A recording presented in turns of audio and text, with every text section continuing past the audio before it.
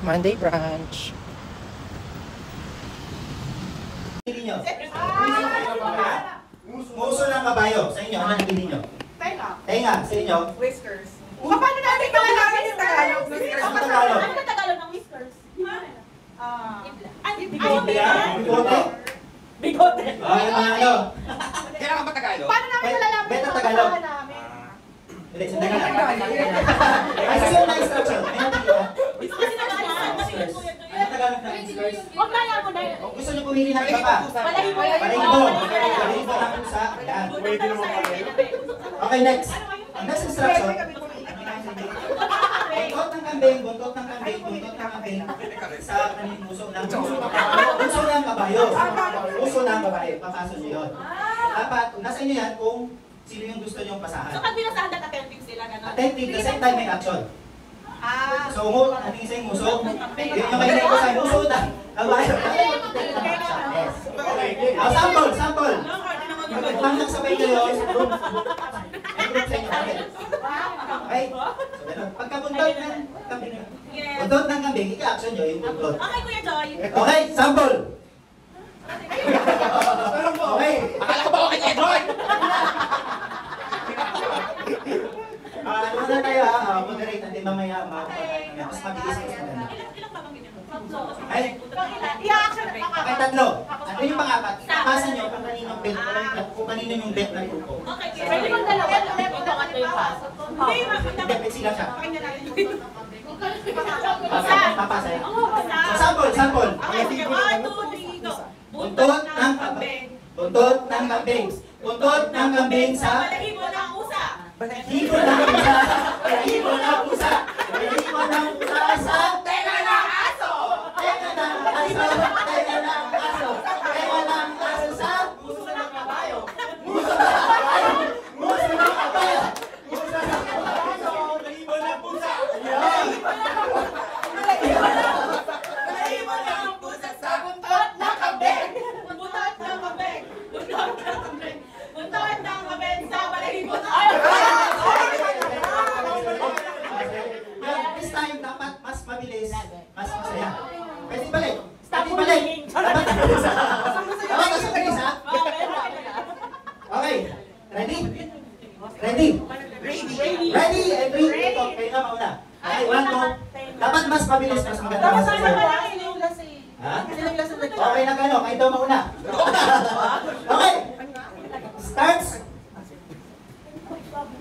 In 3, 2, 1, go! Balahibo ng pusa! Balahibo ng pusa! Balahibo ng pusa sa muso ng kabayo! Muso ng kabayo.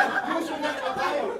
Muso ng kabayo sa buntot ng kambing. Buntot ng kambing. Buntot ng kambing. Mas mabilis, mas mabilis. Muso ng kabayo. Sino muso ng kabayo? Muso ng kabayo sa tenga ng aso. Tenga ng aso! Tenga ng aso!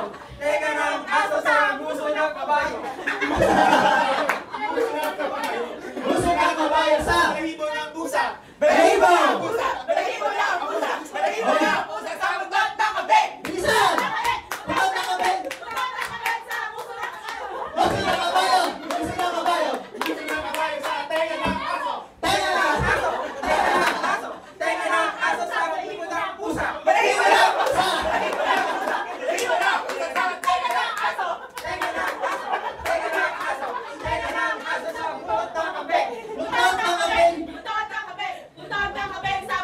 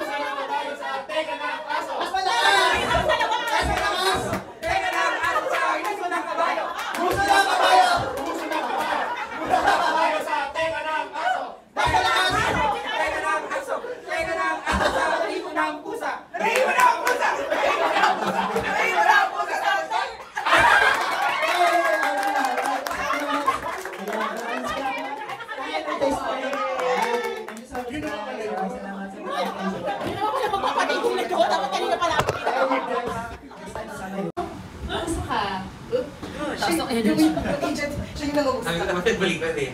Hindi ba yung muna natin ng dito? Ano sabihin mo? Wala siya. Wala siya. Hindi, wala siya. Wala siya, no? Alam ko. Pero sinira lang din naman yun. Kayo na kaya dito. So, tapos na yung proposal. Anong masasabi mo? Meron ka bang feedback or like reservation sa proposal? Actually, hindi ko maintindihan. Yumiko.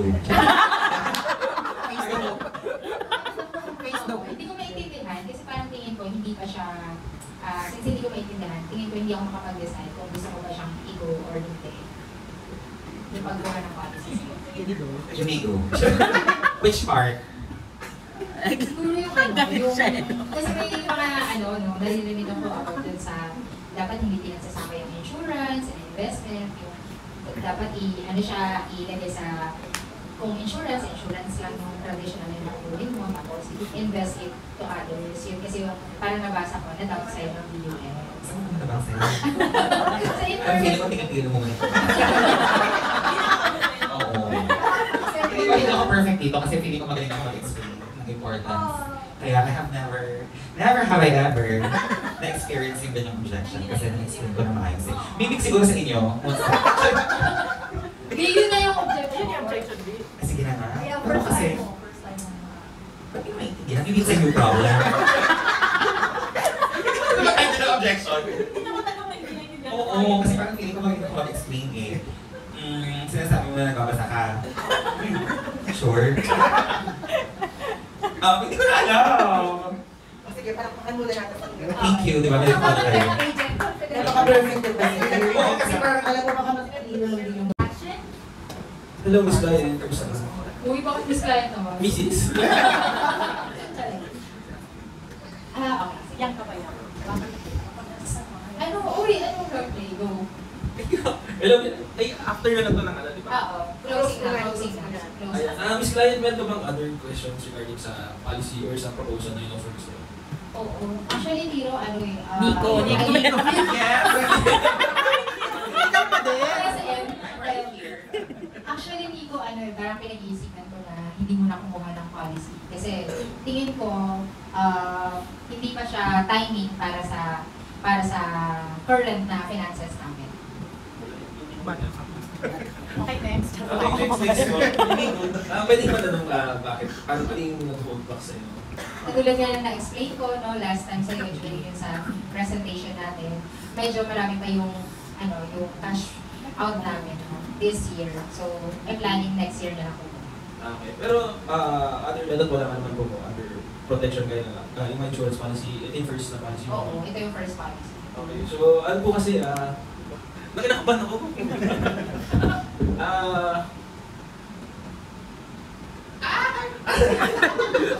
Nasasano mo na ulit. Okay. Kamay sa hip. Pwede support ko. Sabi, paano ko yung yung share stories kayo? So, yun nga po, Miss Client, given na wala ka naman ng insurance policy kahit from other companies, no? So, hindi naman kasi tayo inevitable. Ako baga yung mga accidents, at saka yung mga illnesses kasi hindi siya, inevitable siya kumbaga, in the near future lang kung tayo dadaan doon. So, for example, hindi mo natin masabi ngayon or bukas, pwede kang tapuan ng sakit, di ba? For example, kahit sabihin natin wala kang history ng illness, pwede ko ma-share na 85% kasi, for example lang naman po, 85% ng mga tinatabuan ng cancer is wala naman talaga sa family history nila yung illness. So ako, share ko lang siguro. Good or So again, siguro share ko lang naman stories and personal stories naman. For example, meron kami mga client na at the first, parang hindi naman nila gusto pa kumuha ng insurance. Pero later on, na-convince sila ng financial advisor nila na kumuha. And then months after, parang hindi nila ina-expect. Si client is biglang binangungot. Yung mga ganung bagay, bakit kinatawa yun? Bakit yun? Tatawa siya sabi ng grabe sis. Ano ba may ganun naman?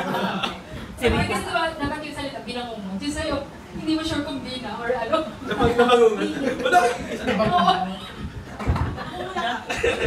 Okay. 1, 2. Naiyak ako dyan. Okay. So, ayun. So, yung mga ganun bagay, hindi ina-expect. Pero at least kahit pa paano, protected si client. Diba? Meron na receive yung family ng binangungot.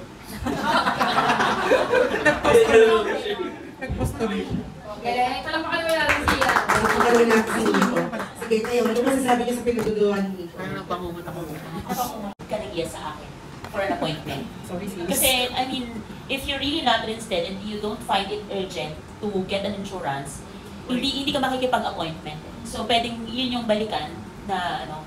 So, most of the time, pera talaga yung issue nila. Hindi, yung capacity to pay yung issue or yung premium hindi pasok sa budget. More than the not ready. Kasi nakipag-appointment na eh. So, yun. Yes, lang.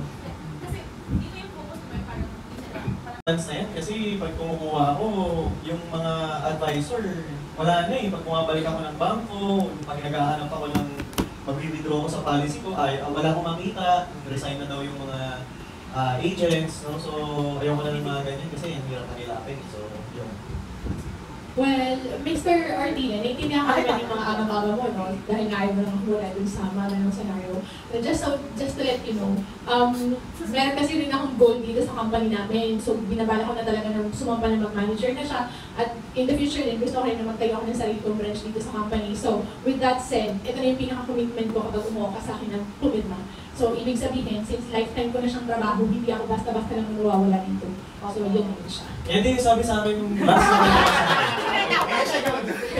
Yan din yung sinabi sa amin nung nag-deposit ako ng USD ko na account. Yan din yung sabi sa akin kaya makumuha ko ng malaking account dun eh. Talaga? Pero nga ikalipat sa akin nung malaking kinuha mong account dun sa kanya. Kasi nga, syempre, hindi naman din ako private sa mga softmates ko and whatsoever, lagi ako nag-update. You can definitely check on me from time to time, ano na ba namang nangyayari dito, totoo ba talaga na FA pa rin siya hanggang ngayon, yung mga ganyung bagay ko. So, paano ko malalaman kung nandito ka pa or hindi? I-add ko po ako sa friends. Mag-friends tayo sa Facebook. At saka lagi naman ako nag-update sa mga clients ko. Wala akong Every Facebook. month. Wala ba? Kaya po yun, sir. Hindi ako nag-Facebook kasi maraming mga sad girl doon, tsaka sad girl. Medyo marami mga toxic doon. Anyway, sir, kahit naman wala kayong software, lagi naman ako nag-update din sa clients ko through text. Nag-update din ako sa kanila through email. Na para lang at least may awareness sila na okay, active pa yung policy or may mga news premiums ba. Every month nakaka-receive sila sa akin ng mga messages. Gano'n ang nakatagal dyan? I've been with the company for 5 years na. 5 years. Sige. Okay na.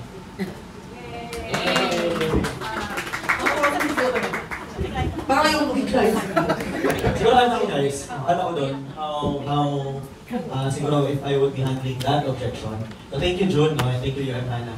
For me, sa akin, syempre number one, always acknowledge guys. Always acknowledge what your client is trying to yung objection niya. It's always may pinanggagalingan yung objection ng mga clients natin. No? So it's either no trust lang yan, no trust, no money, no hurry natin, and then yung no need, yung mga ganyan. So in this case, it's no trust kasi maybe because of the previous experiences.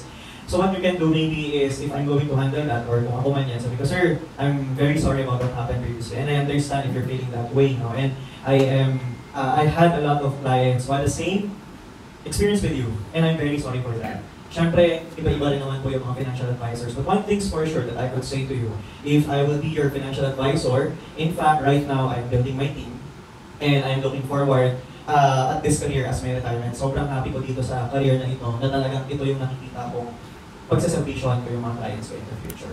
And by the way, sir, no, since if ever man, nang iniisip pa rin natin is baka mawala lang din ako, and it's really possible, no? Kasi may mga ganun and very valid naman yan. So, don't worry, because my wife is here, my brother is here, my sister is here, and even my branch has a system already in place wherein, if ever in any case, any of us, mawala man, yung policy ninyo will be transferred to another trusted financial advisor. So, don't have to worry about anything, sir. So, yun lang. Ay, thank you, Dylan. Nakakatuloy tayo. Kalma lang tayo. Ang pinaka-trabaho naman natin, guys, is to approach people, to set them for appointments, and